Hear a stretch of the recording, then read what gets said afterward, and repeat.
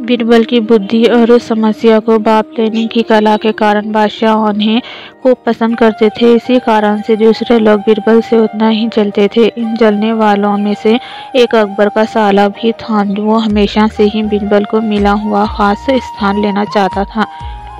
बादशाह जानते थे कि बीरबल जैसा कोई और नहीं हो सकता। वह अपने साले को भी ये बात समझाने की कोशिश करते थे, लेकिन उनका साला हमेशा कहता था कि वो भी काफ़ी बुद्धिमान है। इन सब बातों के कारण एक बार बादशाह के मन में हुआ कि अब ये ऐसे नहीं मानेगा, इसे कुछ कार्य देकर ही समझाने पड़ेगा।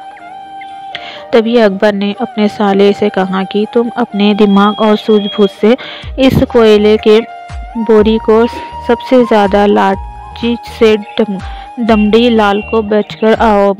अगर तुमने ऐसा कर दिया तो मैं तुम्हें तुरंत बीरबल की जगह दे दूंगा।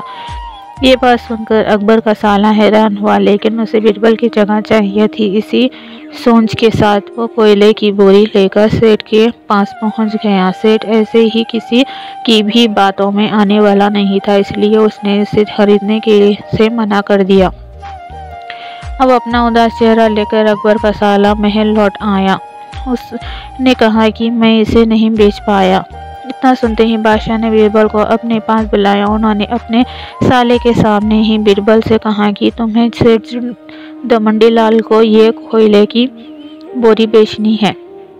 बादशाह का आदेश मिलने पर बीरबल ने कहा कि आप एक बोरी बेचने के लिए कह रहे हैं, मैं उस सेठ को एक कोयले का टुकड़ा ही 10,000 में बेच सकता हूँ। ये बात सुनकर अकबर का साला दंग रह गया। अकबर ने कहा कि ठीक है, तुम एक ही कोयले का टुकड़ा बेचाओ। बादशाह का आदेश मिलते ही एक कोयले का टुकड़ा उठाकर बीरबल वहां से चले गए। उन्होंने सबसे पहले एक मलमल के कपड़े का कुर्ता अपने लिए सिलवाया, फिर उसे पहनकर अपने गले में हीरे मोती की मालाएं डाल ली और महंगे दिखने वाले जूते भी पहन लिए। इतना सब करने के बाद बीरबल ने उस कोयले के टुकड़े को सुरमा यानी काजल की तरह बारीक पीस कर एक कांच की डिब्बी में डलवा लिया। इसी भेष में वो महल के मेहमान घर में आ गए। फिर बीरबल ने एक इश्तेहार दिया कि बगदाद में एक जाने माने शेख पहुंचे हैं जो जादुई सुरमा बेचते हैं। सुरमे की खासियत में बीरबल ने लिखवाया कि इसे लगाने वाला अपनी पुरजनों को देख सकता है। यदि पुरजनों ने कोई धन छुपा कर रखा है तो वो उसका पता भी बता देंगे। इस इश्तेहार के सामने आते ही पूरे नगर में बीरबल के शेख रूप और चमत्कारी सुरमे की भी बात होने लगी। सेठ दमड़ी लाल तब भी ये बात पहुंच गई। उसके मन में हुआ, जरूर मेरे पुरजनों ने धन गड़ा रखा होगा, मुझे तुरंत शेख की संपर्क करना चाहिए। इतना सोचकर दमड़ी लाल शेख बने बीरबल के पास पहुंचा। बीरबल ने जानबूझकर उन्हें पहचाना नहीं। सेठ ने शेख से कहा कि मुझे सुरमे की डिब्बी चाहिए। शेख ने जवाब दिया, बिल्कुल लीजिए, लेकिन एक डिब्बी की कीमत 10,000 रुपये है।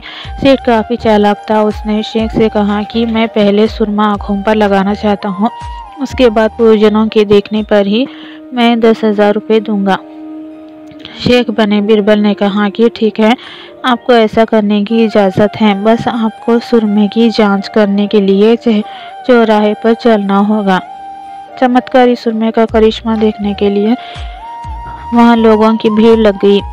तब बीरबल बने शेख जोर जोर से कहने लगे कि इस चमत्कारी सुरमे को सेठ जी लगाएंगे। अगर ये सेठ अपने माता पिता की ही औलाद है तो इन्हें सुरमा लगाते ही तुरंत पूर्वज नजर आ जाएंगे। पूर्वज नहीं दिखे तो मतलब ये होगा कि वो अपने माता पिता की औलाद नहीं है। असली औलादों को ही ये सुरमा लगाने पर अपने पूर्वज नजर आते हैं।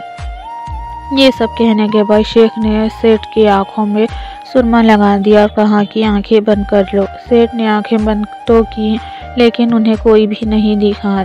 अब सेठ के मन में हुआ कि मैंने कह दिया कि मुझे कोई नहीं दिखा तो भारी अपमान हो जाएगा। इज्जत को बनाए रखने के लिए सेठ ने आंखें खोली और कहा कि हाँ, मुझे अपने पूर्वज दिख गए। इसके बाद गुस्से में लाल सेठ ने बीरबल के हाथ में 10,000 रुपये थमा दिए।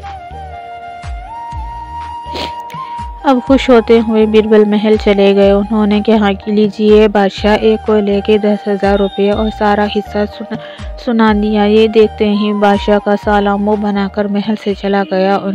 उसके बाद से उसने कभी भी बीरबल की जगह लेने की बात अकबर से नहीं की।